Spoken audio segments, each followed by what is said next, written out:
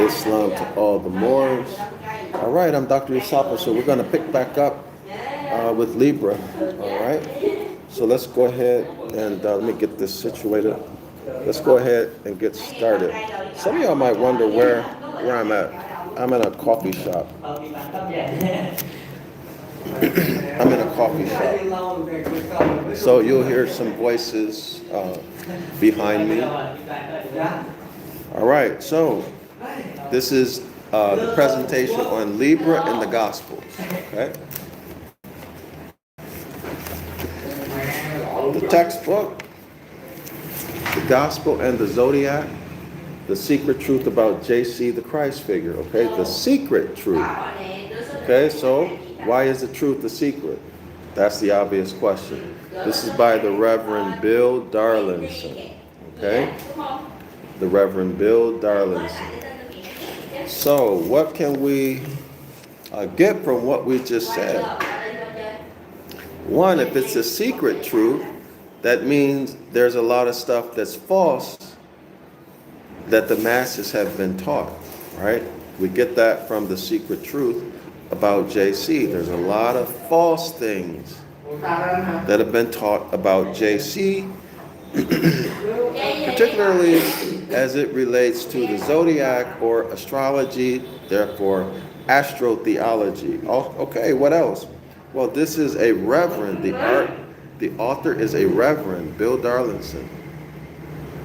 We already know that 99% of all of the reverends, pastors, all of the leaders, people who have position, 99% of them are Freemasons. They are initiates. Okay, they are initiates in the mystery system. Okay, so depending on what level they are, will determine how much of the secrets they know. Okay?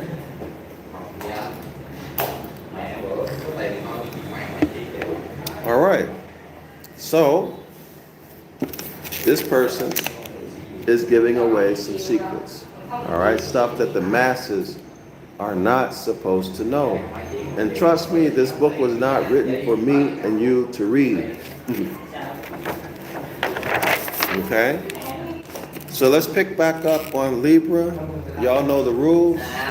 If you've been here more than twice, my expectation of you is to subscribe to the channel. Okay? If you stay here longer than 5 minutes, I expect for you to like and share the video. All right? That's the agreement. My content, my channel. Okay? So be honorable. If you don't want to live up to those things, please leave. Easy, right? Please leave. You're invited to leave. Okay? My channel, my content, so I don't want you here if you're not going to do it. All right? Please leave. If you're going to do it, then that's excellent. I appreciate it. I want to say thank you in advance because this channel is heavily shadow banned. Heavily shadow banned. Okay? All right, so let's continue. Shadow banned by YouTube.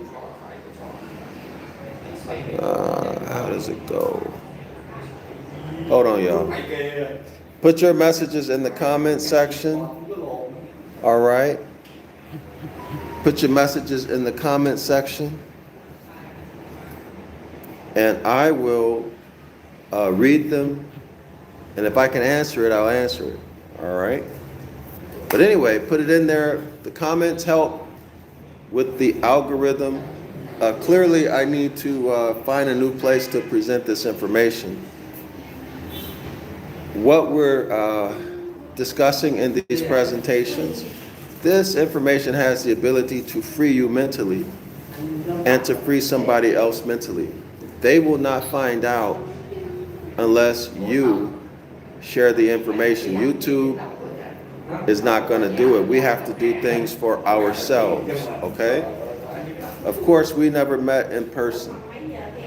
But if you find that the information that I'm presenting is valuable, share it with someone else, okay? Don't be stingy with it. Don't keep it for yourself so that you know something that somebody else doesn't know, or for any reason, okay? Or maybe because you're tired and you're not thinking about it. Like and share the video so we can get this information to all of our people who need to know, all right? We cannot depend on other people to do things for us. We all know where that gets us. It gets us nowhere, and it also gets us set back, right? But anyway, let's continue. We are on page 149. So this is the spiritual lessons of Libra, right? That's the subheading. Now, you'll recall from the first presentation on Libra in the Gospels, in this book, the author tells us that the theme of the spiritual lessons of Libra, let me read it for you. You're going to find this on page 146. So take note. Mayo considers that Libra symbolizes, quote, the primitive urge for unity and relatedness with others. The primitive urge for unity and relatedness with others. Okay, this is what Libra symbolizes, according to Mayo. And the need to conform, and the need to conform to an ideal pattern of community life. So y'all know that in real life, ideals do not exist. That's why they're called ideals. Okay, that's the first thing. And the need for you and me, for you and I, to conform to an ideal. And you already know that's not true. Right? Why? Because it's an ideal, and ideals can never be achieved. And the need to conform to an ideal pattern of community life. So why would I try to conform to an ideal pattern when I know it's unachievable? Just simple logic, right? No, what I should do is live practically according to what's natural in my environment. Right? What is practical in my environment. Live according to nature. Harmonize with nature. Forget about this trying to conform to an ideal. That gets you into what? That gets you into philosophy, morality, and ethics. That gets you into the abstract world. The abstract world is the world of the dead. That's the world of schizophrenia. Darkness. Okay, y'all? That's New Testament Dogon worship.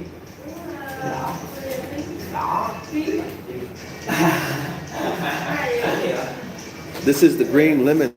All right.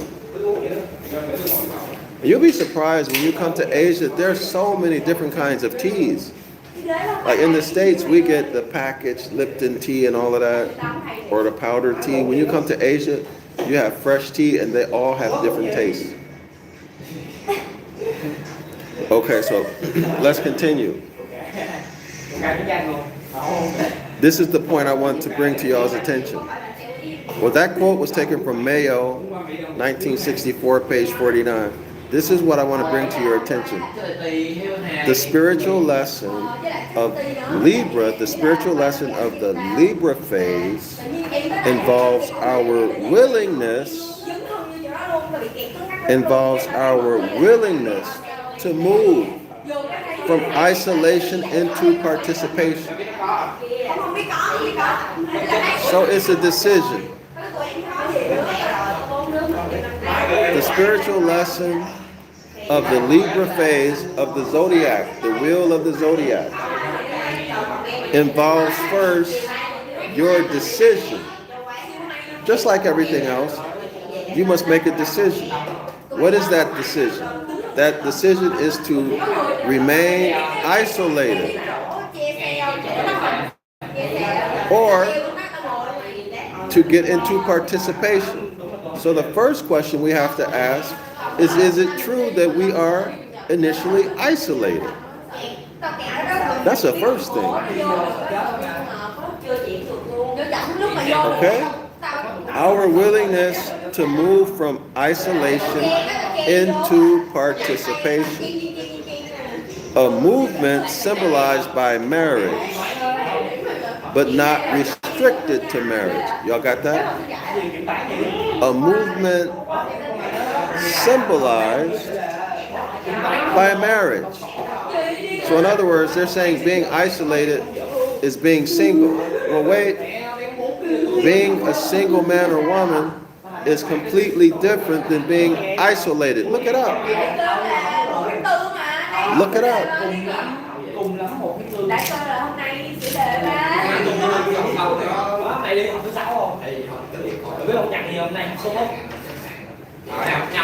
Isolated does not mean singleness.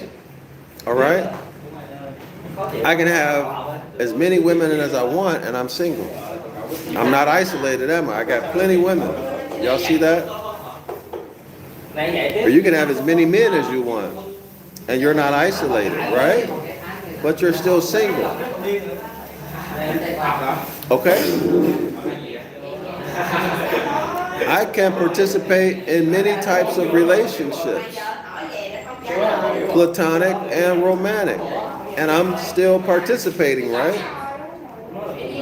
So to be single does not mean you cannot participate. So the logic is all off in this.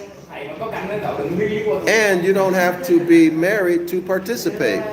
Brandon Darrell, priest from the USA. Shalom, Brandon, good to see you here. Tell me what you think about the content or this issue right now that we're dealing with. The spiritual lesson of Libra, of the Libra phase of the zodiac, involves our willingness. It's louder than usual in here today. I just realized, by looking around, these are high school students. I'm in a coffee shop with a bunch of high school students. Brandon Darrell. Oh, message restricted. Oh, it must have said retracted. So that's what's happening, y'all. There are a bunch of high school students. That's why it's like that. But be that as it may, let's continue.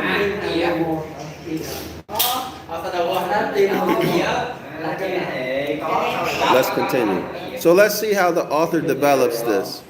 Brandon Darrell writes, I'm here. All right, good, excellent. Let's see how the author develops this. Okay, already from that sentence alone, I don't believe anything he's going to say because it's not logical. Okay? But let me continue reading it. Such primary unions are microcosms of a greater unity and harmony of the ideal society in which the Libra principle of justice operates to guarantee equity, fairness, and balance in all areas of communal life. Okay, so what is this saying? This is saying that men and women must have many types of relationships, most importantly of which is the relationship a man has with a woman, which they call marriage. Okay, this is the microcosm of relationships. So for example, I'm a father, I'm an uncle, I'm a brother, right? I'm a friend. I'm all of these different things, right? I'm a teacher. All of these different types of relationships that we have. Marriage is a microcosm or a primary relationship in that microcosm, all right? In other words, all of these various types of relationships. So let's go back to the subheading, spiritual lessons. So this is a theme, what we just discussed is the theme of the subheading. So y'all, if y'all want a better environment where there's not so much noise, support the work that I'm doing, and I will rent a place near where I'm working at here, because I'm on my break right now, my lunch break. I'll rent a place so that when I'm at work, I can just go to that place and I can do the live stream and not have all of this interruption, and I can buy some good equipment and everything like that. But I don't want to do it by myself. If y'all support it, then I'll do it. But it really needs to be done. So if you appreciate my work, this is very frustrating. Very, very frustrating. But anyway, let's continue. Dealing with a bunch of high school students and cigarettes but anyway, let me not complain. So let's get back to work. Y'all check this out. I'm going to read this paragraph, but I'm not going to comment on it. We covered this in the last presentation. But we need to have, I think, continuity in this presentation before I read the paragraph for this presentation. Okay, so let's do it.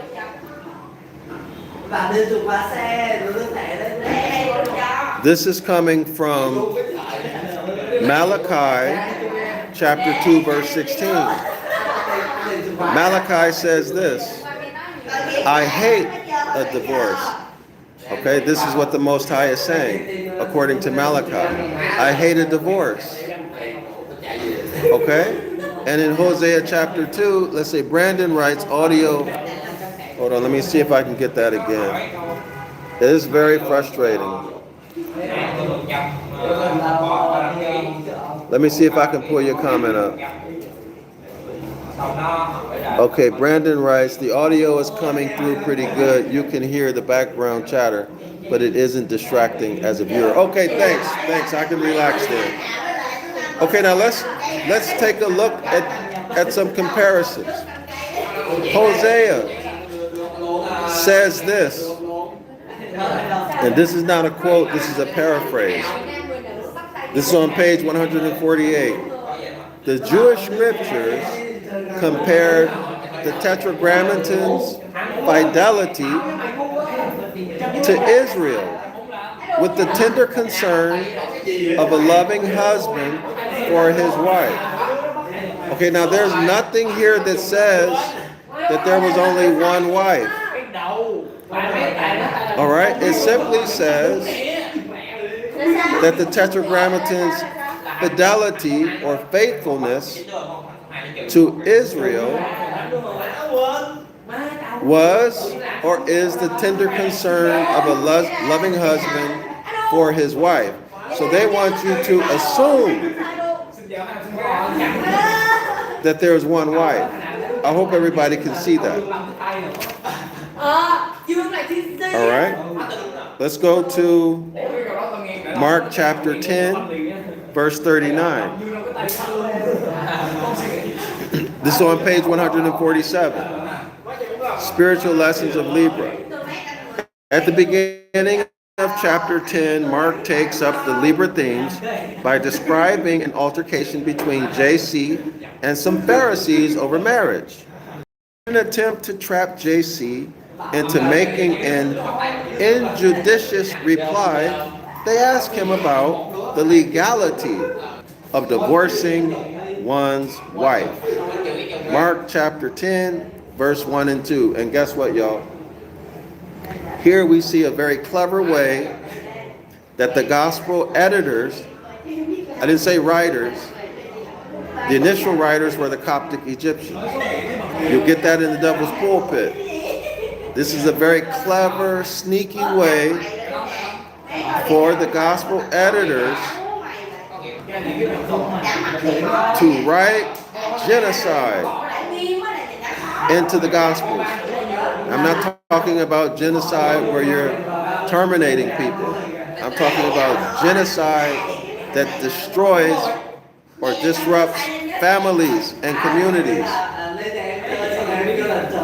How? How is this happening? Well, here it is right here.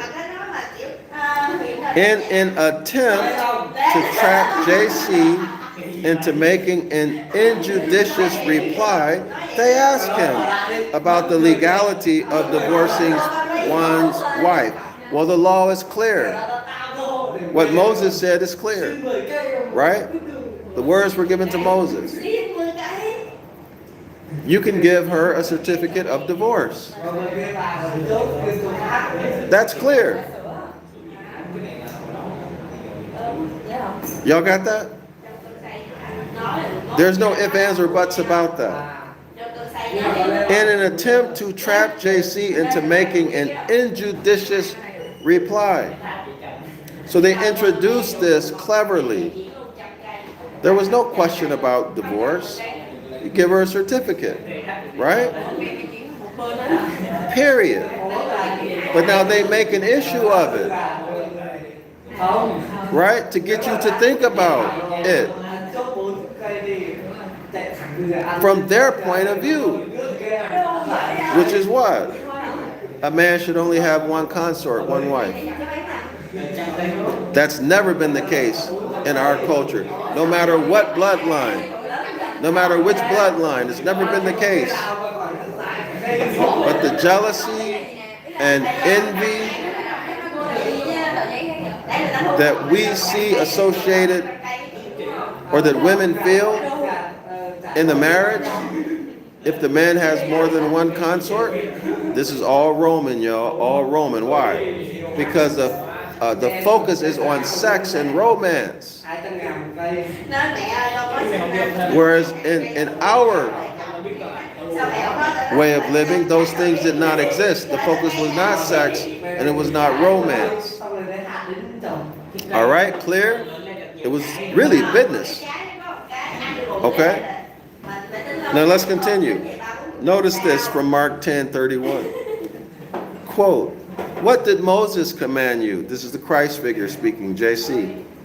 He replied, "They said, Moses permitted a man to write a certificate of divorce and send her away." End quote. Moses permitted a man to write a certificate of divorce and send her away. It was because your hearts were hard that Moses wrote you this law. Okay? Now I'm curious, y'all. Do y'all know where that was cited from? Where did JC get that verse from? Maybe I missed it. So this is JC saying that. I don't remember Moses. Maybe I'm wrong. I don't remember everything, right? My memory is not perfect. But I don't remember Moses saying that he allowed them to write a certificate of divorce because their hearts were hard. No. I don't remember Moses saying that. Maybe I'm wrong. But I do know that the House of Yasharala has stony hearts. But in this context, I've never seen that. Or at least not, I don't remember right now. Okay? So, right now, I would have to say that JC added that, or the editors added that. Because JC never lived. He never, in human form. Let's continue. But at the beginning of creation, quote unquote, made them male and female. Y'all know that's Genesis chapter 1. This is the creation of the hybrid. This is the creation of the hybrid by the Elohim. Okay? These would have been Moors alone or with what? With Raphaim. Okay? Or with the Raphaim. All right? But at the beginning of creation, capital God made them male and female. For this reason, a man will leave his father and his mother and unite to his wife, and be united to his wife. And the two will become one flesh. They are no longer two, but one. So that's again as far as I can remember, a Christian doctrine. I don't remember Moses saying any words that a man and a woman become one flesh. Now, if my memory is not right, if I'm wrong, y'all put it in the comment section. But I don't remember at this time Moses saying that when a man and woman come together, they become one flesh. These are JC's words. And let's extend it. And if you're not a believer, okay, maybe you're a believer, maybe you're not. I don't know. But let's look at it from the point of view of you're not a believer. Let's say JC never lived as a man in human form. Then that means that this whole business about becoming one flesh is a fairy tale made up. Y'all see it? It's not, you won't find it in the Hebrew scriptures. It's not coming out of Moses' mouth in terms of being part of the law. All right, is that clear? It's not part of the law. A man and woman becoming one flesh. That's Christian. So if that's Christian, all of the monogamy, all of the one wife stuff goes out of the window. Y'all see it? Now, a lot of y'all women might not like what I'm saying, but this is nothing personal. I'm looking at the text. I'm looking at the text, okay?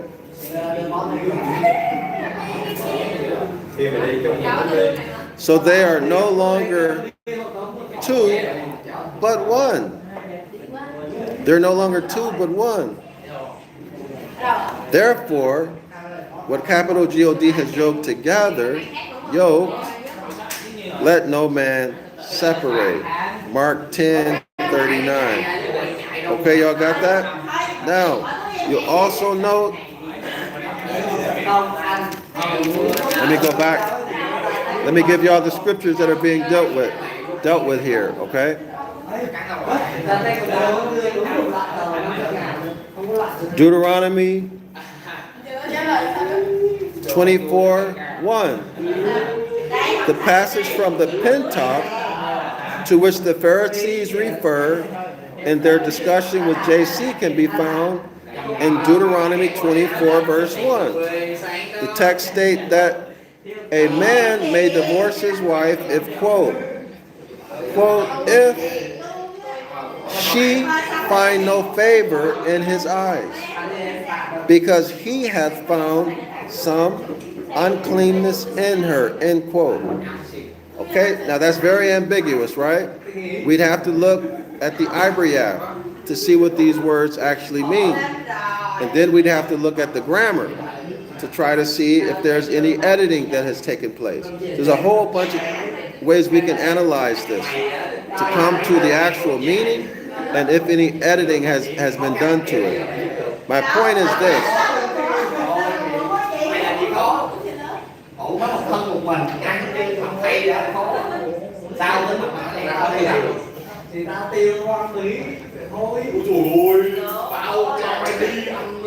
My point is this. What we're going to read from this point forward hinges on Deuteronomy 24:1 that we just read, in consideration of the conflicts that I hope y'all noticed the conflict. Okay, Malachi. You can say, in your opinion, does Malachi contradict Moses? Look at this. Malachi 2:16. I hate divorce. Moses wrote, give her a certificate of divorce and send her on her way. So is Malachi contradicting Moses' words? The machine bee are good content, but they too loud in the back. Yeah, I agree with you. I agree with you. It is what it is. I'm on my lunch break in a coffee shop. So I either do the video or I don't. I choose to do it. If y'all want to support my work, I can rent an apartment near here and go and do my live streams. I live stream usually at about 6 o'clock in the morning, a.m. my time. I'm in Vietnam. So there's a 12-hour difference between me here and the east coast of the USA. But you know, I agree with you. I agree with you. But unless you all want to support these presentations and my work, when the people are, these are a bunch of high school kids here now. But anyway, it is what it is. If y'all like it, y'all want to support it, my Cash App and PayPal are there. I'll rent an apartment near here. I can just walk there and do the live streams. I can have everything nice. But anyway, everything good rather. But let's continue, y'all. So, is Malachi throwing shade on Moses? Is he dirtying up Moses' words? Right? Why is Malachi in conflict with Moses? Or some of y'all might say, well, to say that the deity hates a divorce doesn't mean anything, right? Moses said, give her a certificate of divorce. Some of y'all might say this doesn't matter. Okay? But Hosea says, in Hosea 2, y'all go back and read that. I'm going to read what the author writes here. The Jewish scriptures compared the Tetragrammaton's fidelity, faithfulness to Israel with the tender concern of a loving husband for his wife. Now, in my opinion, that has nothing to do with one man having one wife. That's simply saying the deity had love for one of his wives. Right? If you have 5 wives, or even 10, and you go and you spend time with each of the 10, well, you've done nothing wrong, right? Because all of them are your consorts, your wives. Y'all hear it? Y'all hear me? Now, I'm not saying what is and what is not.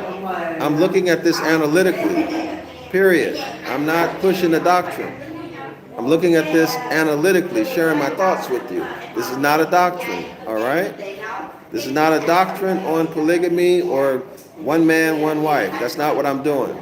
I'm simply analyzing the text. So here we are. Okay? Let's get into it. The spiritual lessons of Libra.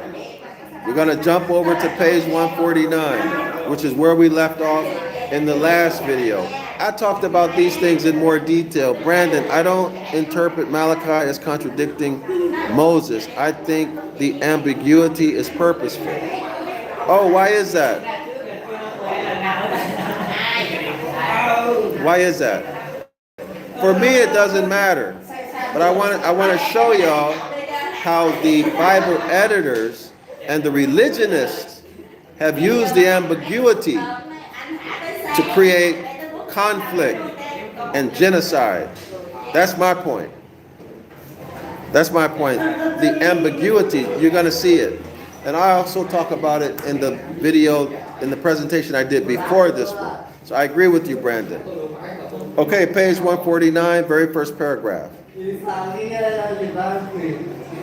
Okay. Whether JC's restatement of the ideal is give her a certificate of divorce and send her on her way, was intended to be a blanket condemnation of all divorce.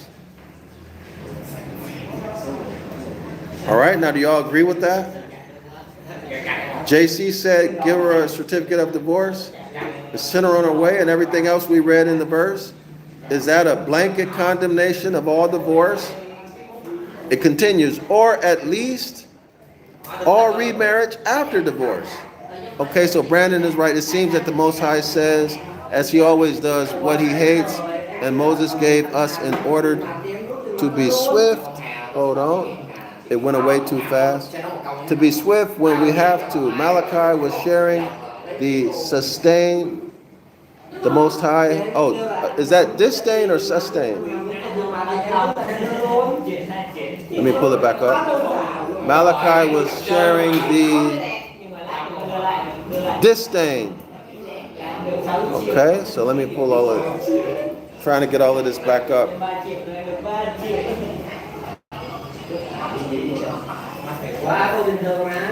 All right.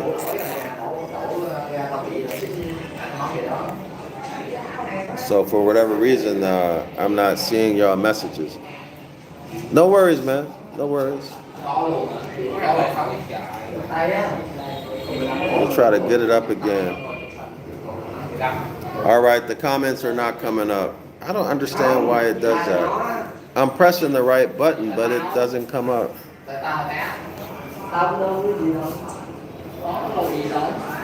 Okay. Sorry, Brandon. I'll try it again a little bit later, and I'll read it.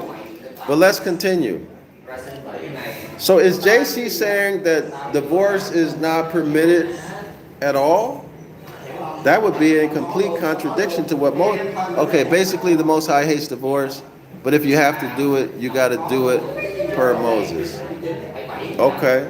Well, that makes sense. Now check out. Or is it that you cannot remarry after divorce? This is coming from Mark 10, 11, and 12, as the Catholic Church has interpreted it. Y'all got that? So the Catholic Church says you cannot remarry after divorce. Now, do y'all see why this is genocide? See why it's genocide? If you cannot remarry, now if Mark says it, I have doubts. Okay, why is that? Why is that? Okay, the Catholic Church tells you you cannot remarry. So what about the family structure? So you're just supposed to be out here, not have a woman at home, have babies, they in a different house than you, no father in the house. Y'all see the genocide? Or you're supposed to be celibate your whole life? How is that going to work out? That's not natural, is it? It's completely unnatural. Let's say you're 25 years old, divorced. Young man. How is that going to work out? You're going to go the rest of your life, no sex? No children? Okay, or let's say you be like me. You try to be celibate, do the whole Christian thing. Okay, the church tells us a lot. You're putting their manipulation on blast. I appreciate the candor. Thank you. Yes, indeed. This stuff falls apart in the real world. But we see what they're doing. It's oppressive and it's genocide. But it's presented as having high moral standards. Okay, and like it's supposed to help you. But in practice, it destroys you. So now you're walking around feeling guilty because you had sex with somebody you're not married to. And by the way, marriage to the church is getting Brandon says, another form of slavery. Yes, indeed. Yes, indeed. Like child support. Yes, indeed. All of those are, that's a bill of attainder. That's a bill of attainder. Okay? So when you go get that marriage certificate, you volunteer to let the state come in and you become their slave, their chattel. And they take ownership of all of the eggs in your woman's ovaries. Any offspring, any seed that comes out of her womb is state's property. Y'all know that? These are bills of attainder. But the church, through their doctrine, has convinced people that this sick stuff is morally correct. 25-year-old man, 25-year-old woman, divorced. Let's say they're not supposed to find somebody and be happy in life, or they're supposed to sneak around for the rest of their life. Is that not going to be a living hell? People going to judge them, call them sinners and whores, whatever else, because they're doing what's natural. Y'all know to have sex is just as natural as it is to desire some food to eat, to desire to breathe. Natural. You cannot cut that off. Okay? But the church has cut that off. Y'all follow? And because of that, many people have been pushed into schizophrenia, other forms of mental illness, other types of self-abuse, and abusing others. Period. But anyway, let's continue. And how did they do it? They did it by editing in these ambiguous verses, German verses, that allows them to manipulate, right? They can interpret those ambiguous verses to mean whatever they want. And because they're ambiguous, they can always make corrections in their doctrine. Brandon writes, like child support, yes. Yes, indeed. Yes, indeed. Okay, y'all? That's why they write ambiguous verses, so that they can constantly change them. And so that other doctrines or other types of Christian organizations, they can create their own doctrine on what that means, and thereby keep you divided, divide and conquer. My doctrine is right. I'm not talking to you because your doctrine is wrong. Y'all see that? See how they carve up the pie? Divide and conquer. And then when the science comes out, or bad things start to happen, what are they going to do? They're going to say they got new light and a new doctrine. In other words, they're going to change their doctrine and couch it in as being something that the Most High or the Spirit told them. Okay, they got new revelation, all this garbage that we see these Christian organizations doing. So let's continue. It was obviously a point of contention. Oh, it was obviously a point of contention? Prove it. Prove it. Where's your facts that it was, when they say it was obviously a point of contention, they're talking about divorce was obviously a point of, let's read it. It was obviously a point of contention within the early church, because Matthew's account of this event at Matthew chapter 19, verse 9. So here's his reason. Let's see if this is obvious, y'all. Let's see if Matthew 19, verse 9 makes this obvious that this was a point of contention. Because Matthew chapter 19, verse 9 shows JC disapproving of divorce. Quote, except for adultery, end quote. No, that's not an obvious point of contention. Brandon writes, you're right about those ambiguous translations like Isaiah 29:9. Read so vaguely and sweetly in most translations. In the old school, no filter, stupefy yourself and be stupid. That's right, y'all. I agree 100%, 100%. So this Matthew chapter 19, verse 9 reads, there's no divorce, this is a paraphrase, there's no divorce according to JC except for adultery.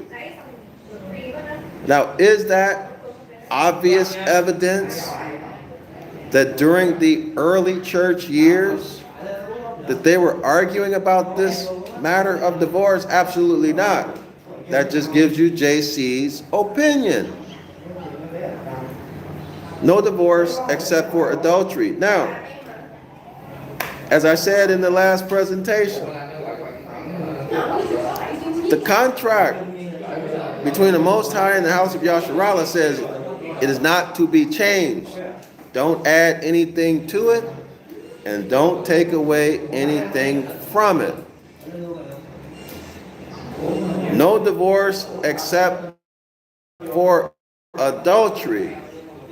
Moses never said that. So that's in addition to the contract. Wait a minute. You're not supposed to do that. Isn't there a punishment for adding to the contract, y'all? Yes or no? Moses' words didn't say that. But yet, JC, the Christ figure, added to it. Now, some of y'all might say, well, he's the son, so he can change it. No, no, no, no, no, no, no. It says nobody can change it. And then second of all, it violates nature. It is not consistent with nature.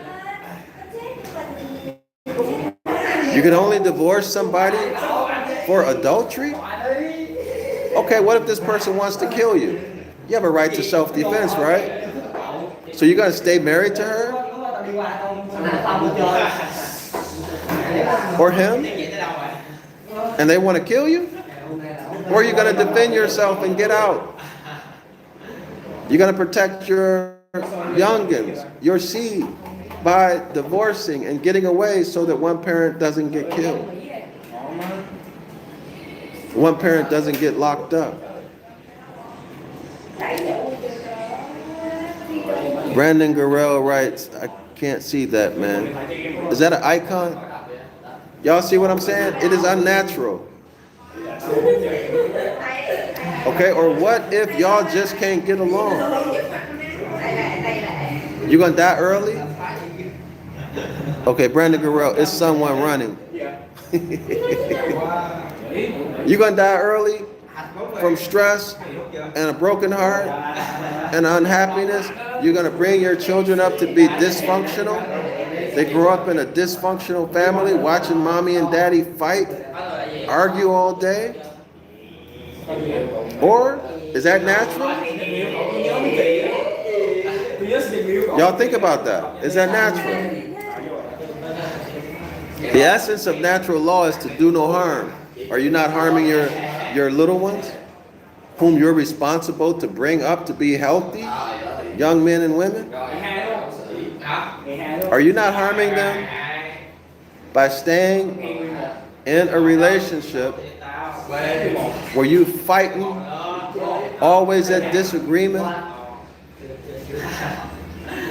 where you're doing things that are essentially abusive, emotionally abusive to the child? Or what if the man or woman is physically or verbally abusive to the child? Natural law says do no harm. Y'all see how this goes against nature? Violates natural law? Maybe this might be hard for some of y'all to deal with. But let's continue. This seems to be a concession. So now they're saying JC is making a concession.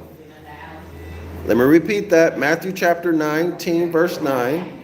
This seems to be a concession, probably made as a result of top-level deliberation about the practicality of a total ban on divorce.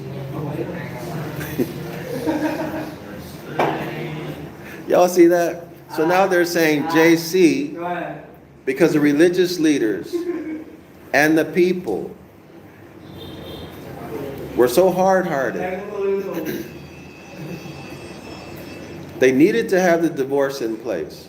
But because they had been debating it, and it had been a point of contention, everybody fighting and mad about it, JC made a concession and said, okay, don't get divorced for any other reason other than adultery. This is what he's saying. Now, does that match the character of the JC who you know about? JC said what? He said he always does the Father's will. Did he say he always does the Father's will? Except for when it comes to divorce? Or anything else that the people are mad about. Is that what he said? Always follow the Father's will, always do what the Father wants, except for when the people are mad. Okay? Except for when they're mad. And then, I'm going to make some adjustments. I'm not going to follow that law, or I'm going to adjust that law. Well, first of all, who is JC to adjust the law when it says it is not to be changed? Oh, I bet you some of y'all probably thinking I'm a heathen and I'm the devil.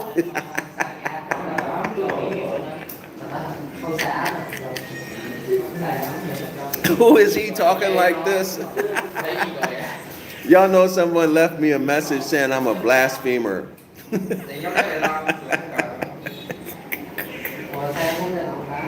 Boy, oh boy.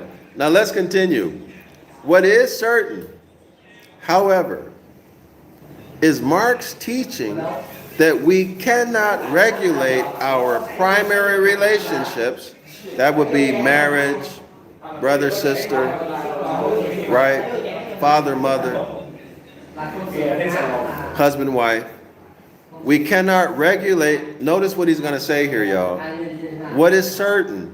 In other words, this marriage stuff that we just covered is ambiguous. It comes from the Catholic Church. No matter how y'all spin this, the doctrine comes from the Catholic Church.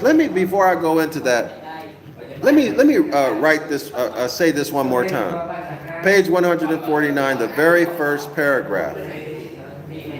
Whether JC's restatement of Moses' words, which this author calls the ideal, was intended to be a blanket condemnation of all divorce, or at least all remarriage after divorce. Mark 10, 11, and 12. Note, as the Catholic Church has interpreted it. Now, unless your Hebrew Israelite camp has been around longer than the Catholic Church, you're saying the same thing that the Catholic Church is saying. Y'all clear on that? Unless your Christian church has been around longer than the Catholic Church, you're only repeating what the Catholic Church has said. Y'all got that? The source of this divorce issue is from the Catholic Church, and it is based upon broad and ambiguous verses that are in fact Jeremiah 8 verse 8. Well, let's say they're not even Jeremiah 8 verse 8. Let's not even add that to the mix.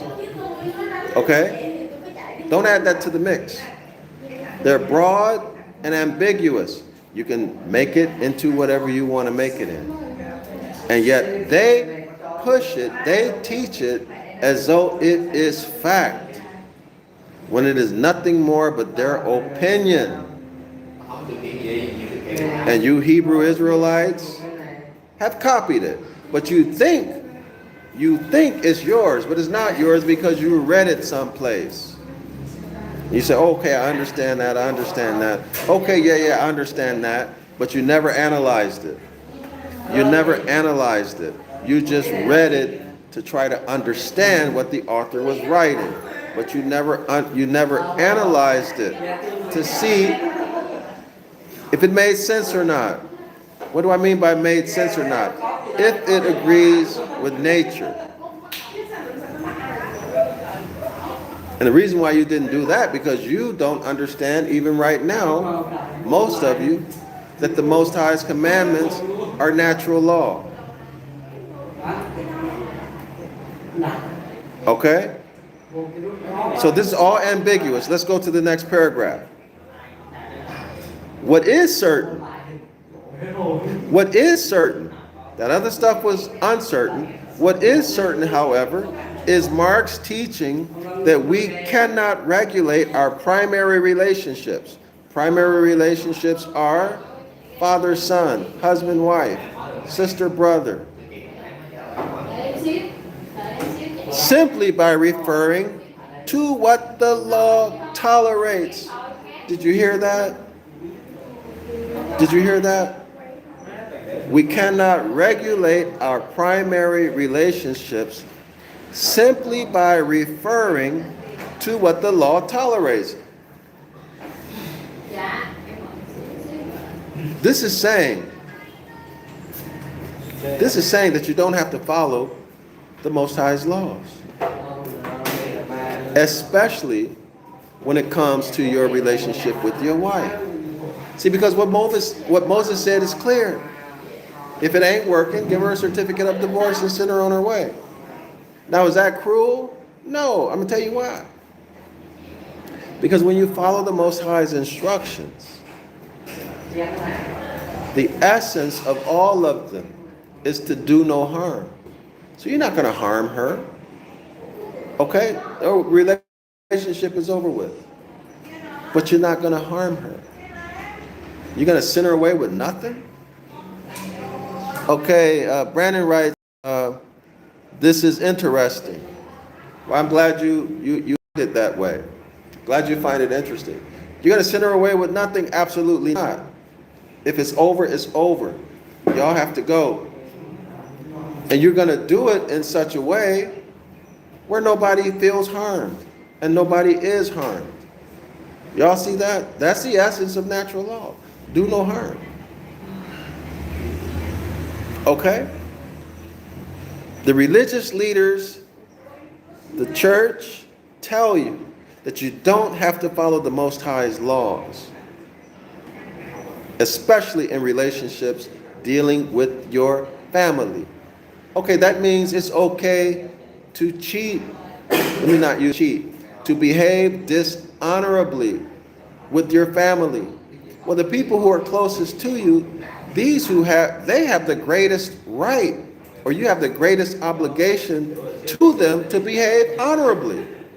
Y'all see the twisted morality? See the twisted morality of these religious doctrines? When you begin to analyze them? Your obligation to be honorable to your consort, your wife, is to not harm her, to follow the Most High's instructions, not to search for a reason to not follow those instructions. See, natural law says this, don't harm her.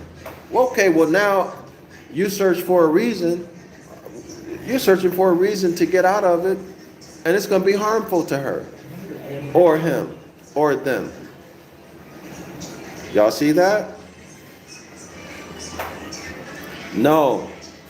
We are told in Deuteronomy chapter 28, this is the blessings and the curses. Deuteronomy chapter 28. The Most High says, be careful to follow all of the instructions that I give you today. Be careful to follow all of the commandments that I give you today. Not some of them. All of them. All means all. Without exception. Without excuse. All is all, 100%. In fact, to not follow those instructions means you get what? You get the curses. You get the curses. Deuteronomy chapter 28, verse 15 through 68. But I'm going to paraphrase it. But if you do not follow all, if you do not follow all of my commandments, then all of these curses will come upon you and chase you down and overtake you.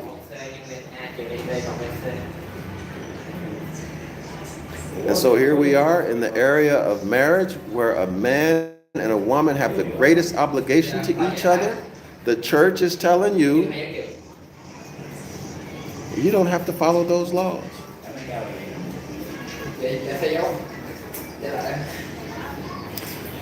What is certain?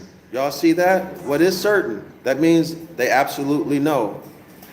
What is certain, however, is Mark's teaching that we cannot regulate our primary relationships by referring to what the law tolerates. They have the nerve to say something like that. See, y'all under a spell. If y'all can't see this, if y'all feel offended, if y'all cannot see this, and you're saying, oh, DrYasapa is this and he's that, no good, dirty, whatever you might be calling me, it is evidence to yourself that you are under a spell. They call it a God's spell for a reason. God's G-O-D-S, God's spell. Zeus, Jupiter, the Tetragrammaton, Isus, Yeshua, right? You go through all of them. Go through all of them. And spell, control of your mind. They don't call it the God spells for nothing. All right? They don't call it the God spells for nothing. Let's continue. There is a law. Notice this, y'all. Notice this. This is funny because my viewers, right now, it says viewers are 0. My viewers are right now 0. If y'all still there, put something in the comment section. Right now, YouTube says my viewers are 0. Brandon put I'm here. Viewers say 0. So at least one person put something in the comment section. The viewers are not 0. Boy, this is the shadow banning, y'all. This is meant to discourage content creators like me who put content out there that's quote unquote shovel ready. You can take this content and use it right now to free yourself. To free yourself. Nothing else will go right in your life. Y'all can believe that until you free your mind. Until you free your mind from these God spells. I'm not saying don't follow the Most High. My message is to follow the Most High. Return to nature. Follow the Most High's commandments. It says 0. 0 viewers. Okay, now let's continue. There is a law that transcends the culturally conditioned statute book. A law that is written into our very being. Do y'all realize what this doctrine is doing? Which demands, do y'all see the slickness happening here? I'm going to bring it to your attention. A law that transcends the culturally conditioned statute book. Okay, so laws, statutes, and commandments. That's what he's talking about. A law that is written into our very being. I'm still waiting for him to say what this law is. Which demands integrity. Okay, so what is the law? He says that the law demands integrity. Okay, so that's an attribute. It is written into our very being. That still doesn't tell me where the law is. It's written into our very being. Where in our being? Broad and ambiguous statements again. So you better put on your bulletproof helmet, right? And your bulletproof vest. Put your right hand up. Cover your temple.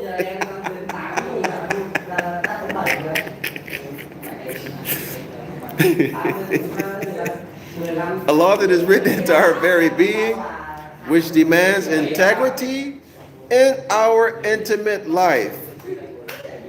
Brandon's laughing. In our intimate life. Okay, also broad and ambiguous. Intimate life is referring back to primary relationships, which is also very broad and ambiguous, right? As a condition of spiritual growth. Notice this. Well, wait. This law is a condition of spiritual growth. Now, y'all know that has nothing to do with keeping the Most High's commandments. Following the Most High's commandments simply means you do it all. You do it all. How do you do that? Don't harm anybody. Period. If you think what you do is going to harm somebody, don't harm them. Okay?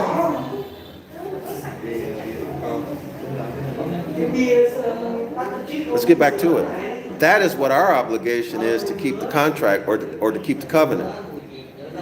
Y'all got it?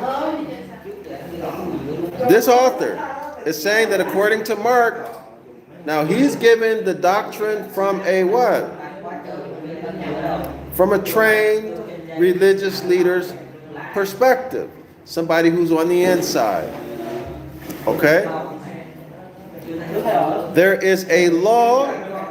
He fails to tell us what that law is. There is a law. A law is broad and ambiguous that transcends the culturally conditioned statute book. Okay, first of all, the Most High's commandments are not based upon culture. Culture changes from one landmass to the other, from one people to the other. Culture changes. The Most High's laws are based upon natural law, which do not change. Let's tighten this guy up. Let's tighten him up. There is a law that transcends the culturally conditioned statute book. Broad and ambiguous again. Furthermore, as I've just said, the Most High's laws are not culturally conditioned. They are natural law. They are unchangeable. They do not change. Cannot change. He continues, a law that is written in our very being. He still does not tell what this law is. And where is it written? Here's the trickery. Here's the trickery. Y'all do remember that Moses' words said that the law was written on our hearts. Y'all see how they pulled something from Moses' words, threw it in there, and you're going to relate to it. Oh yeah, I heard that before. It's going to sound good. It's going to sound right. But they threw it in there with a whole bunch of poop. Y'all see that? How clever that is? Sinister that is? Okay? A law that is written in our very being. Yeah, Moses said that the word, that the Most High's laws are written on our stony hearts. Right? See how they did that? So subtly, so slyly, so cleverly. Okay, that feels good. You can relate to that, right? This unknown law, this ambiguous unknown law demands integrity. Okay, well, where did you get that? Show me that in Moses' words. It demands integrity in our intimate life as a condition. Now, where did you get this? In Moses' words, as a condition of spiritual growth. Y'all note that Moses' words never said anything about spiritual growth. Brandon, the irony demands integrity. Right. Moses never talked about such demand for spiritual growth. No, it's very easy. Very easy. Follow the Most High's commandments. Do everything I told you to do today. Today. Not tomorrow or next year or in 1,000 years or 2,000 years later or 3,000 years later. Everything that I command you today, you must do it. Not yesterday, not last week, not 6 months, not 1 year ago, not 1,000 years ago, not 5,000 years ago. But everything that I command you today, timestamp. That's going to get you the blessings or the curses. Deuteronomy chapter 30. Once you get kicked out, you carry the curses. You get beat up. Everything's taken away from you. You get hit with bills of attainder. escheated. You lose your status as a rightful heir. Now your status becomes a cow, chattel. Human resources. Once you get to that and you get tired of it and you return to the Most High by doing what? Following all of the Most High's commandments. Then He will restore you and make you wealthier and richer than all of your ancestors. Y'all see the mind game that they did? Y'all see that? But some of y'all still gonna say it's okay because JC is the Tetragrammaton son. My goodness, this just might not be for you. I don't know. But it's a process. It is a process to come from under the brainwashing. To come from under the spell, it is a process. And it ain't easy for a lot of people. It ain't easy for a lot of people. Let's continue. Under this law, what law? He failed to name the law. He failed to state his evidence. Why? This unknown law transcends the natural law that the Most High gave us. He never gave us one data point to prove that. He never gave one data point to prove that the Most High's laws are cultural. Worse than that, culturally conditioned. Culturally conditioned means if the people don't like it, they can change it. The same way he alleges that the people were disputing divorce in the early Christian church. That's just an allegation. That's just his opinion. He gave no data points that have any real material meaning, that have any sustenance to them. Do y'all see how they playing people with these broad, ambiguous verses and argumentations? It all sounds good, doesn't it? Until you start to analyze them. Under this, we must relate to another, quote, thou. Under this law, which he never mentioned, that he says transcends natural law. Now, what law is there that transcends natural law? Y'all tell me that. Put that in the chat. What law transcends natural law? It does not exist. Under this law, we must, no if, and, or but, must relate to one another as a quote-unquote thou, to be loved and cherished, not as in it, to be used and then discarded. So y'all see that? So what they are doing, what these religious people, the Catholic Church, etc., the camps, what they do is position themselves as the one who cares about the woman. They care about the woman. They want to help the woman. But in fact, they're violating natural law. But they're doing it in such a clever, sly way that it looks like they're trying to help. But analysis shows that they're doing the exact opposite. See, when they pull you out of natural law, meaning they cause you to break the Most High's commandments, you get hit with the curses. The contract will be executed. The contract will be executed. Y'all got that? So you think you getting some benefit because they talking sweet? They talking sweet to you? Right? No. They just walked you into voluntarily breaking the covenant. Okay? Walked you right into it. Sweet talked you right into it. Used words to cast a spell on you. And you thought you were getting something from it. All this sounds so sweet. Spiritual growth. A law that transcends natural law.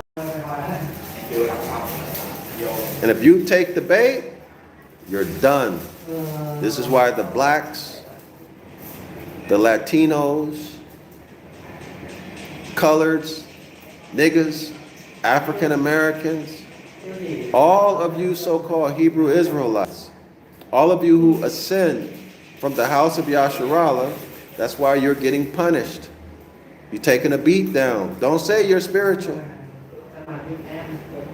No such thing as spiritual. Spiritual is breath. Breath is life. That's the art of living well. Don't say you're spiritual. No. Don't say we're the most spiritual people. No.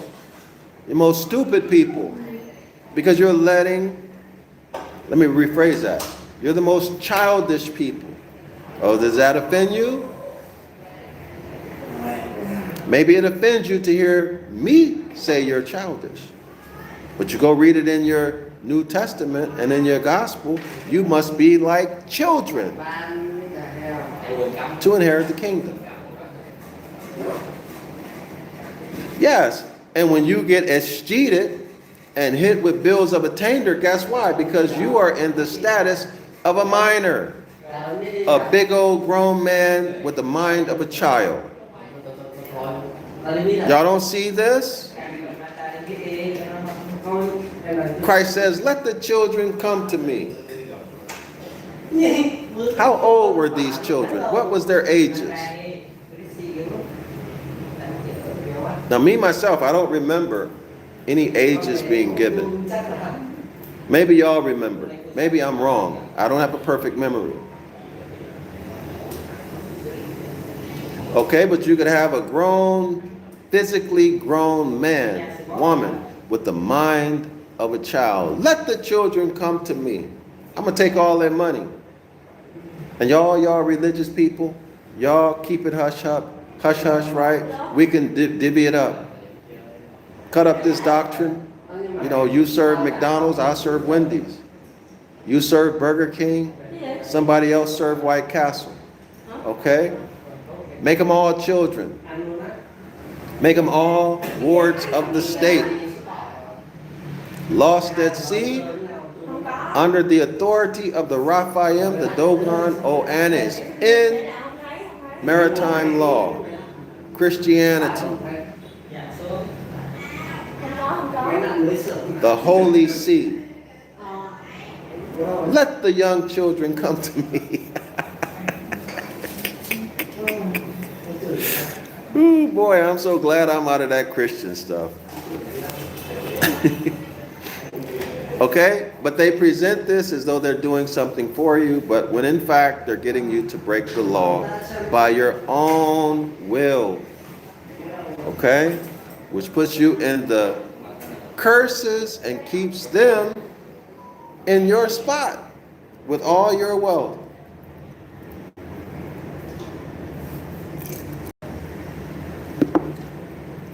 All right, let's continue. It is obvious since the text that Christianity has proclaimed down the centuries, but the mystical traditions preserve another dimension to the marriage, which transcends its function as a social institution. Oh, it's looking like the author might be agreeing with me. Let me read this one more again. It is this obvious sense, obvious. Y'all got that? It is this obvious sense of the text. But the mystical traditions to marriage. Okay, so there's two dimensions. One of the Christians and one of the mystics. So let's call them Gnostics. Or maybe initiates, secret societies, right?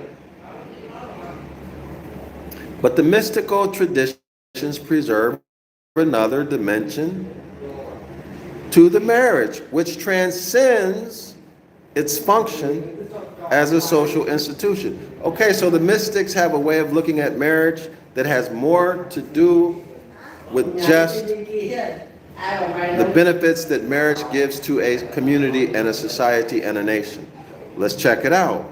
The quote, sacred marriage, end quote, symbolizes a return to a supposed prelapsarian condition. Uh-oh. Y'all see where this is going? Do you see where this is going?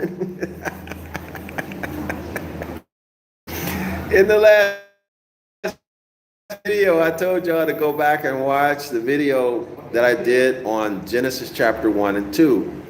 An analysis of Genesis chapter 1 and 2. Those are two different creation stories. Two different creation stories taking place in different periods of time. Listen. Let me get serious right now. This is serious. This is serious. The sacred marriage between a man and a woman symbolizes a return to a supposed prelapsarian condition of the human race. Okay, first of all, Genesis chapter 2, a creation, that's men and women. It is not human. Human refers to Han-Uman. Han-Uman, the Hindu deity, half monkey, half man. Human. Back in the days when we thought human meant man with hue. Okay, man with hue, right? That was what the metaphysics community taught, the conscious community taught. Man with hue. Now, isn't it very interesting that there's a conscious community who also talks about we're black?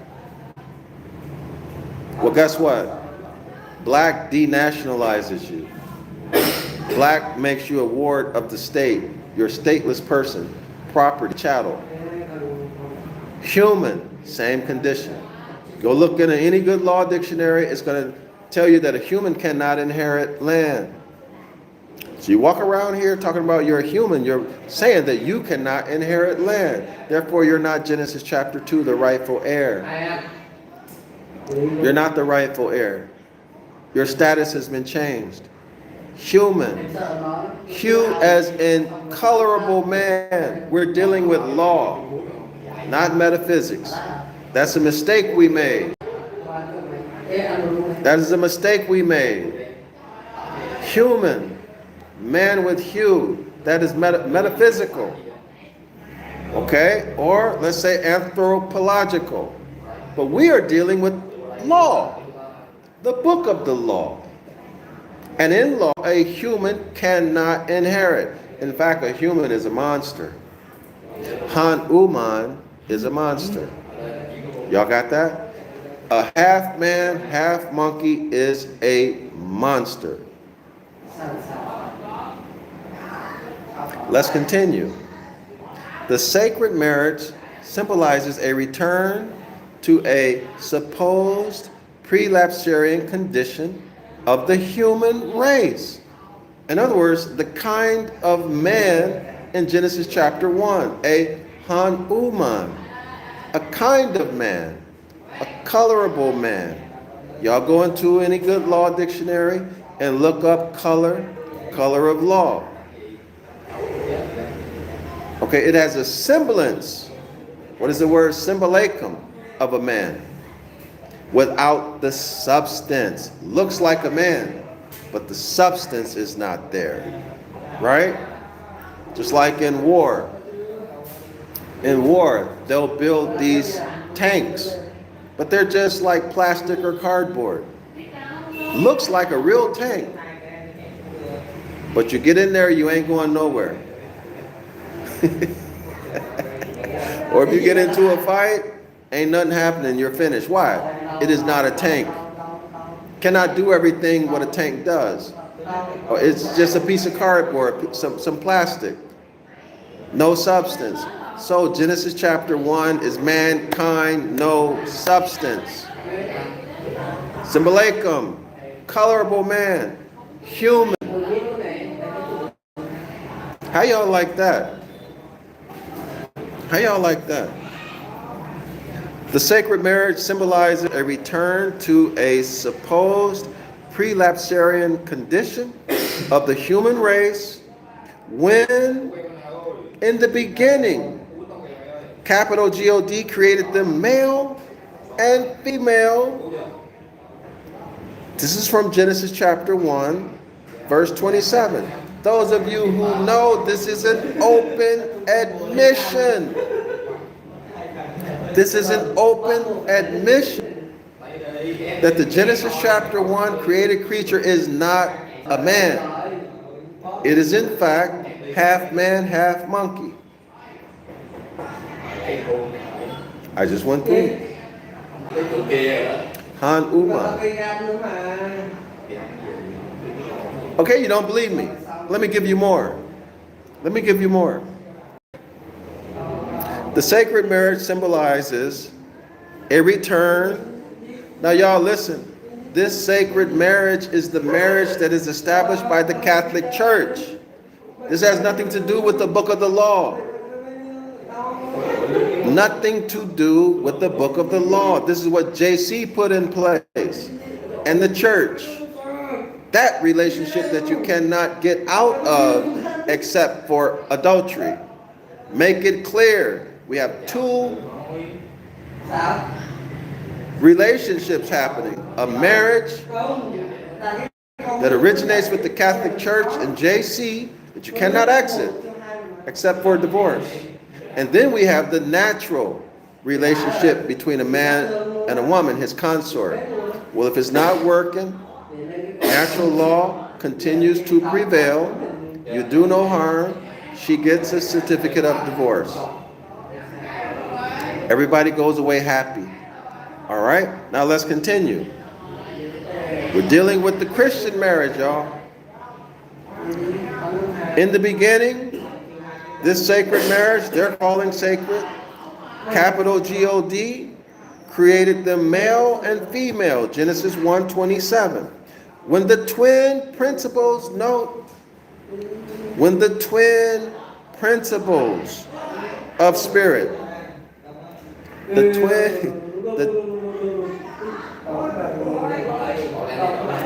twin principles of spirit, male or masculine, and matter, female or feminine, were joined in harmonious unity and balance, quote, in the image of capital God, before being sundered by the fall. Y'all got that? Did you? Let me show you this. Y'all read right here. Stop the video. Download the PDF. Read this.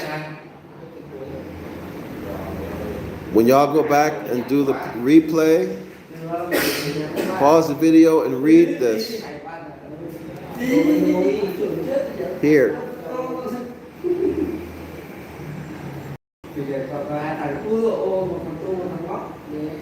Take a look at it. I'm going to hold it up here for another minute.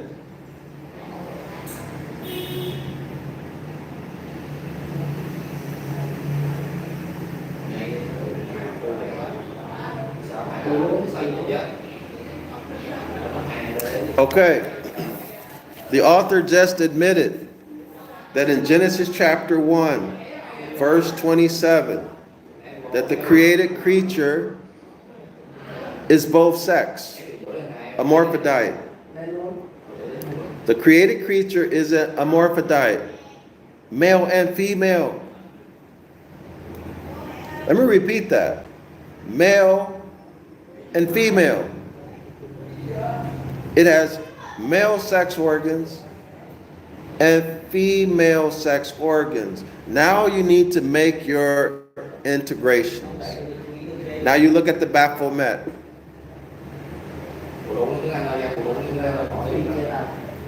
Male and female, also animal. Also animal, right? Its head. See that?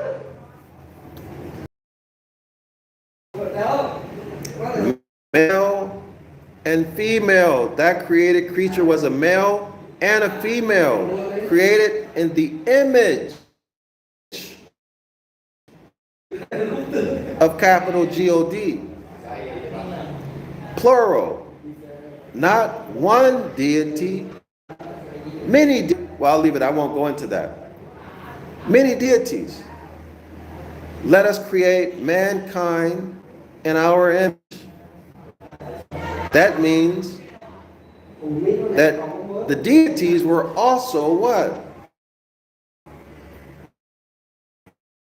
Amorphidite. If it's male and female, that means it has to be physical. Here are your Nephilim and Raphaim.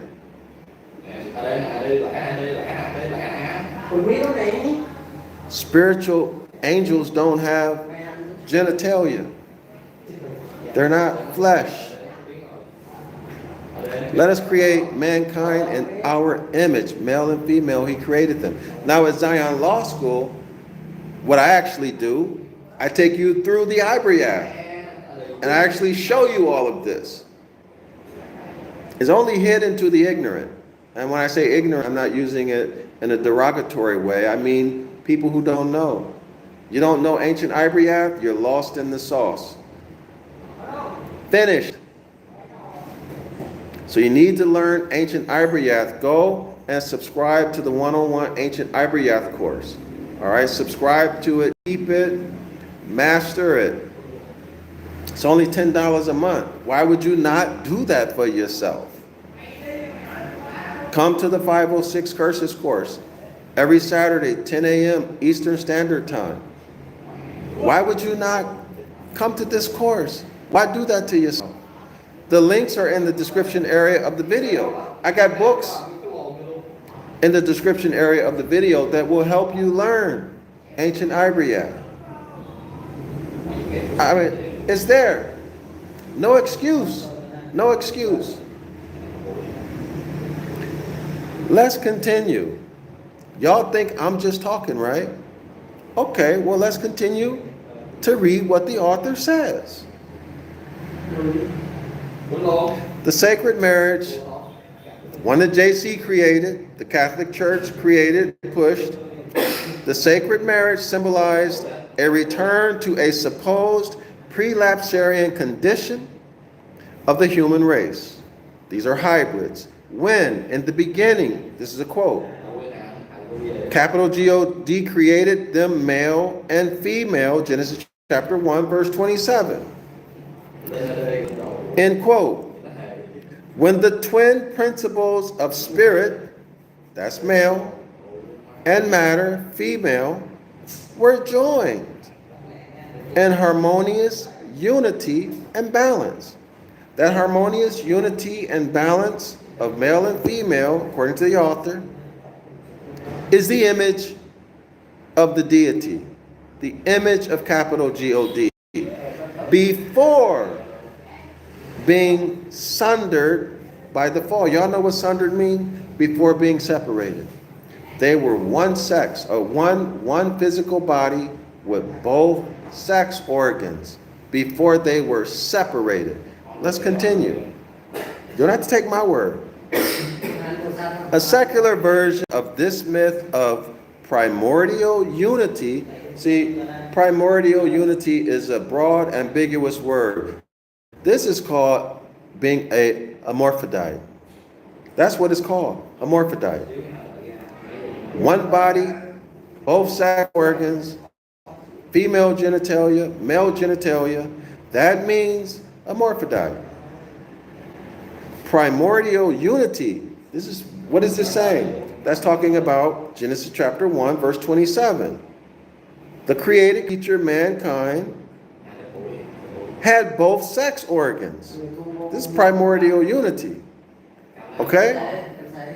A secular version of this myth of primordial unity, in other words, the first of mankind created, was an hermaphrodite, is found in Plato's Symposium, in which a certain Aristophanes refers to a time when humans, not man, humans, this is the colorable man, this is the half monkey, half man, were androgynous. Y'all hear that? Were androgynous, male and female, physically joined together in one circular whole. Why don't they just say one body? Why don't they just say it was a morphodite? Huh? Now, when all these things were created, what did the deity say? And everything was created, and it was what? It was what? Was it excellent? No. Was it poor? No. Was it good? Yes. It said that it was good. After each creative day, let me rephrase that. At each creative period, the deity said that it was good. So the deity said that it was good, that the mankind that it created, that initial primordial mankind, being a hermaphrodite, was good. And you listen to the values and morality of these religious leaders? It's good to be an hermaphrodite, to be androgynous? Transgenderism, do you agree with that or you disagree with it? Do you want your husband to be a transgender? Do you want your father to be transgender? Y'all want that? Talk to me. You want to find out that your consort been running around behind your back as a transgender? Do you want your son or your daughter to be transgender? Is that acceptable? Now they're trying to normalize it, but is that acceptable, and has it been acceptable throughout history? Y'all? Forget about what they're trying to do now. Let's look at historically. Has that been acceptable? Or how was it viewed? And why is there such a push for transgenderism? Okay, it has no religious, it doesn't involve religion, if that's what y'all thinking. It doesn't involve last day prophecy, and no, it has nothing to do with that. It has to do with weakening you as a people, destroying you, genocide, making you an easy target. That's what it has to do with. Destroying your mind, making sure that all you're concerned with is sex and stupid stuff. Confuse you even further about who you are. You already don't know your nationality, 99% of y'all. Now you're even confused about your gender and your sex at birth. And you want to fight about that. Y'all divide and conquer. Nothing to do with last day prophecy. But let's continue. Let's continue. A secular version of this myth of primordial unity, that means being an hermaphrodite, is found in Plato's Symposium. Plato is a respectable guy, right, in most people's eyes, in which a certain Aristophanes refers to a time when humans were androgynous. Zion Law School scholars know immediately when they hear this kind of language. This is Genesis chapter 1. Okay? Male and female physically joined together. Y'all got that? Not two heads, not two necks and two heads, or one neck and two heads. No, one body, female sex organ and male sex organ. And the deity said it was good. Y'all got that? Continue. Okay, male and female physically joined together in one circular whole. Broad and ambiguous language. Why again? They want to get you to use your own imagination, explain this to yourself, so that you transport yourself up into their narrative, their doctrine. Okay? Until their powers became so great, listen y'all, they're joined together in one body, both sex organs, until when? Until their powers, what powers? Became so great, they had to be cut in two by Zeus. So y'all see this is a fantastic story, right? Until what powers became so great? Don't say spiritual powers. I don't want to hear that. Don't say spiritual. Until what powers became so great? Are you telling me that when they were created, they were not created perfect? You see, they're in the box now. Until their powers became so great, now they got a lot of splaining to do. What powers became so great? Why weren't they not created great at the initial creation? Okay? If the Most High is perfect, and he created mankind in Genesis chapter 1, okay? That's what y'all believe. His creation should be perfect. Otherwise, he is not perfect. Okay? This entity was not created perfect. According to the story that Plato told, they had to develop their power. And once their power was so great, they cut them asunder, separated male and female. Okay? In the midst, okay, let me go back to that.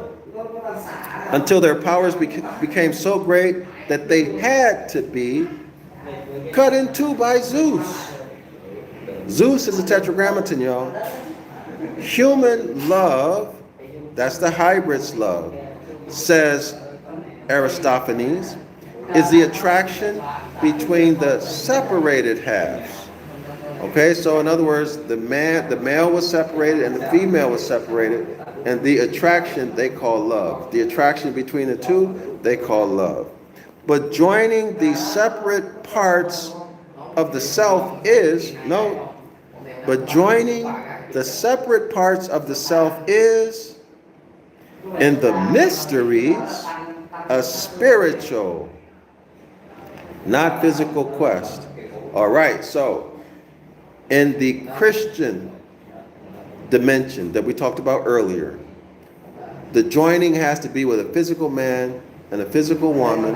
They come together in marriage. Let what the deity yoke together, no man put apart.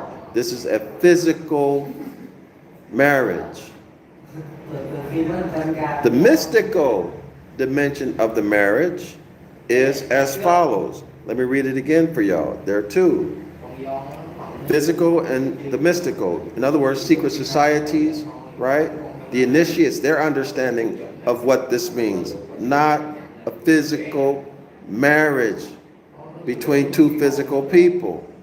But joining the separate parts of the self is, in the mysteries, a spiritual, not physical quest, in which each individual, each initiative, each secret society member strives to balance the various polarities. So here's your natural law concept. Various polarities within himself or herself. In other words, every man has a feminine aspect, right? The polarities. In order for there to be masculine, there has to be feminine. Okay, so and the man should not be overly or unbalanced toward masculinity. He should not be unbalanced or overly feminine, right? He should be balanced. This is what the initiates learn. Okay, it's not physical, it's spiritual.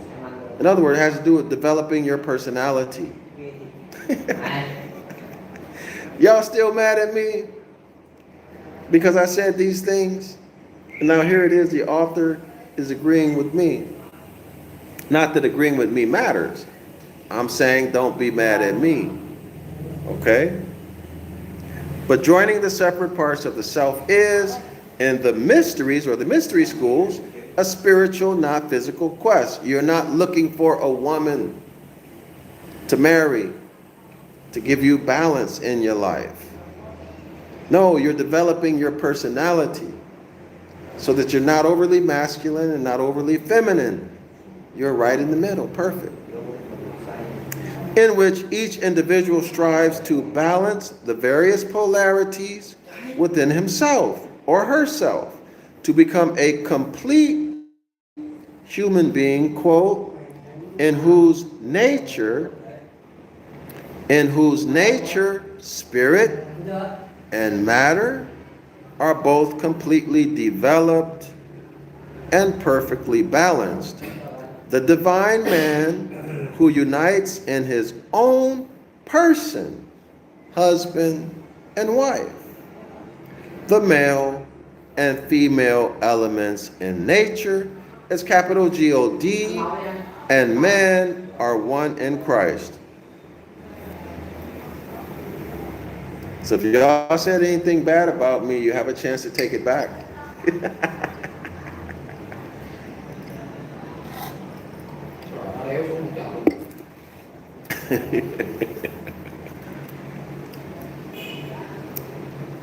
So let's go back to this.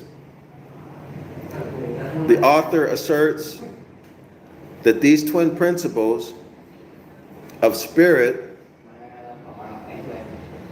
okay, two twin principles rather, male is spirit and female is matter. Now what the heck does that mean? Male is spirit. Spirit is breath. Spirit is breath, the art of living, optimal living, the breath of life, the maintenance, the optimalization and maintenance of good health through the breath. And the female is matter. All of this ambiguous language. You can make out of this anything you want, right? But the fact is, when you look at it literally, when you look at what the words say on the page, Genesis chapter 1, that created creature is in fact created in the image of its deity, in the image of God. He created them.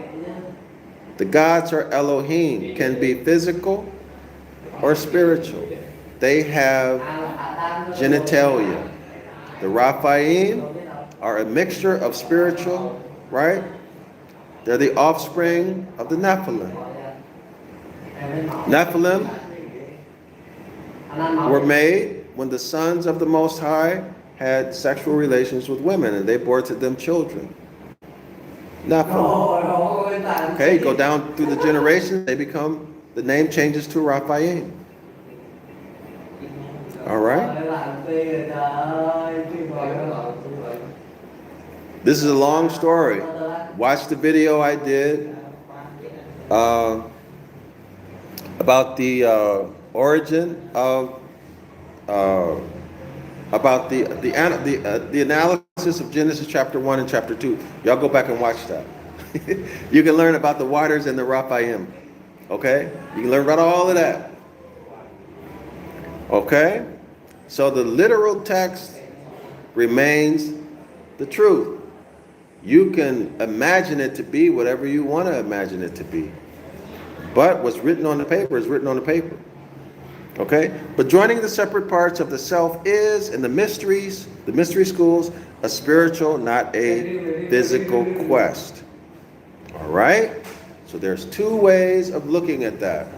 The religious leaders see it as a spiritual thing happening inside of each man and woman. You're not marrying another woman. So if it's spiritual, that means what?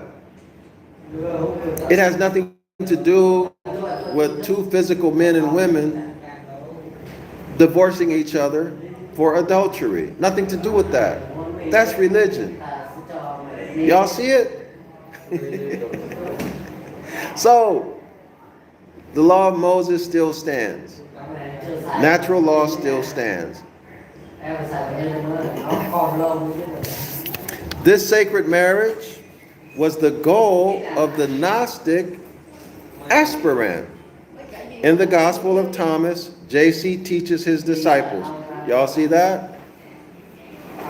The sacred marriage is within you, developing your personality to be what? A higher self person.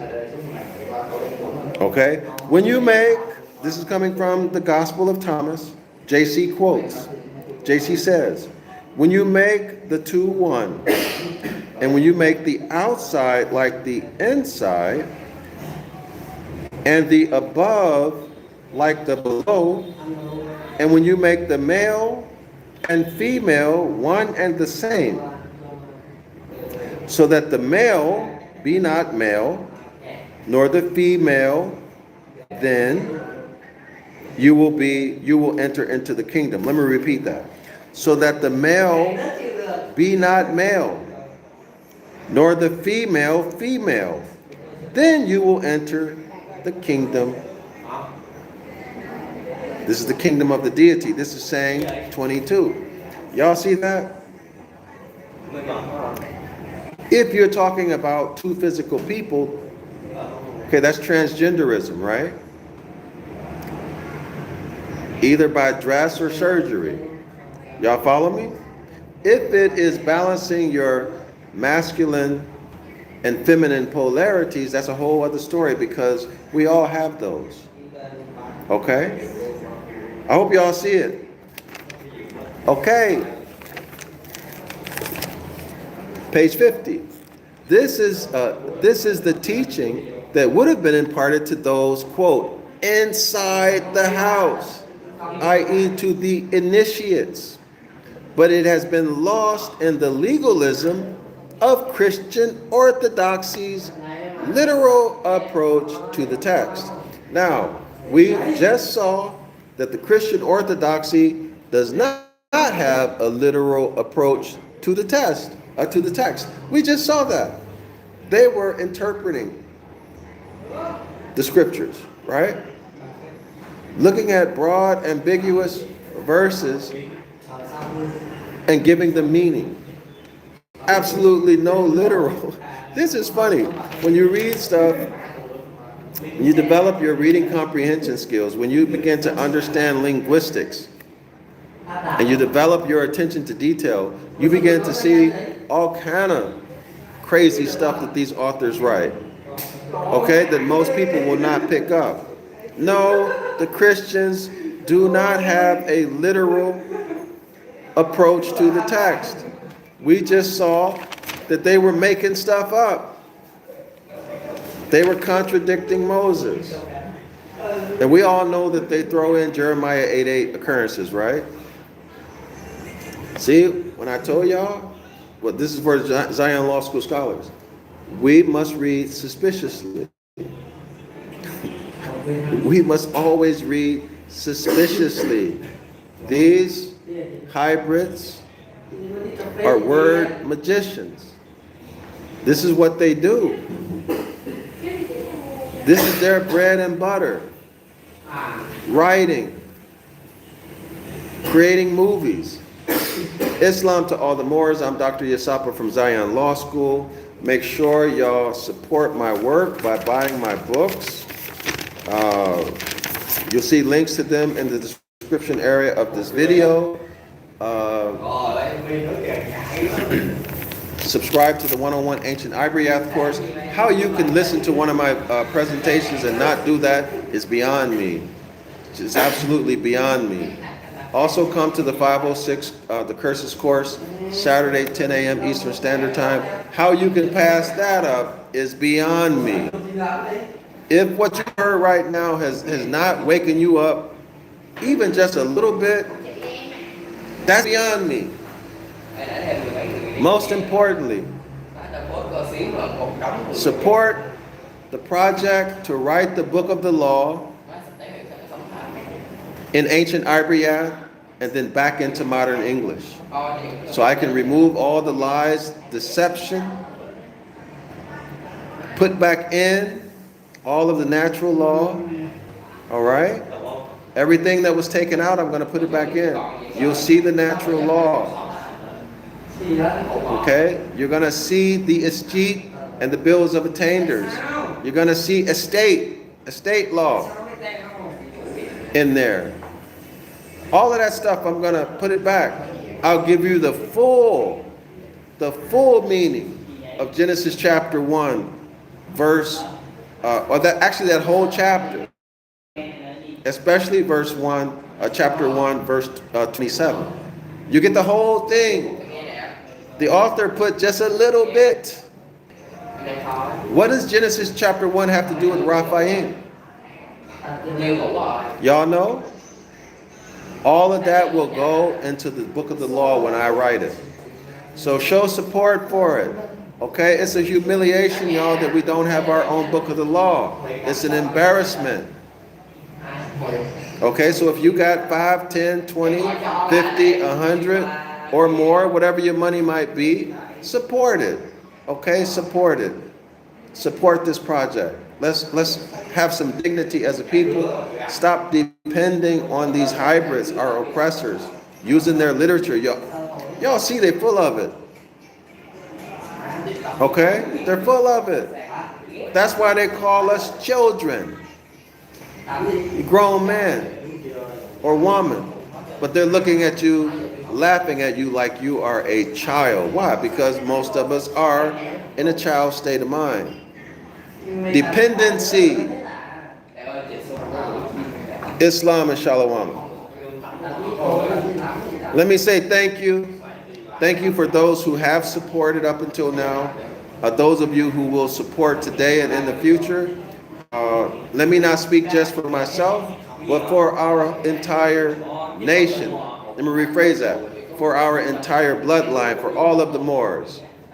For all of the Moors. Thank you all so much. I'm giving thanks on behalf of all of the Moors. Islam, Shalom. I see y'all back in a couple hours. We will pick this up. Share this information, y'all. Share it out, please.